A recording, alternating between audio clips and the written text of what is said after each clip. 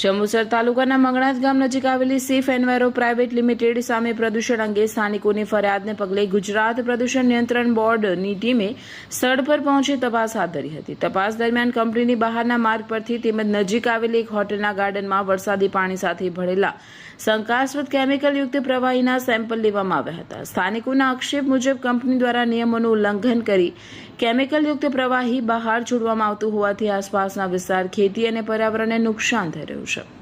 જીપીસીબીના અધિકારીઓએ સ્થળનું નિરીક્ષણ કરી વિવિધ સ્થળોએથી સેમ્પલ એકત્ર કર્યા હતા। અધિકારીઓએ જણાવ્યું કે તમામ સેમ્પલ લેબોરેટરીમાં તપાસ માટે મોકલવામાં આવશે। તપાસના રિપોર્ટમાં જો કોઈ અનિયમિતતા સામે આવશે તો કંપની સામે નિયમ મુજબ કાયદેસરની કાર્યવાહી કરવામાં આવશે।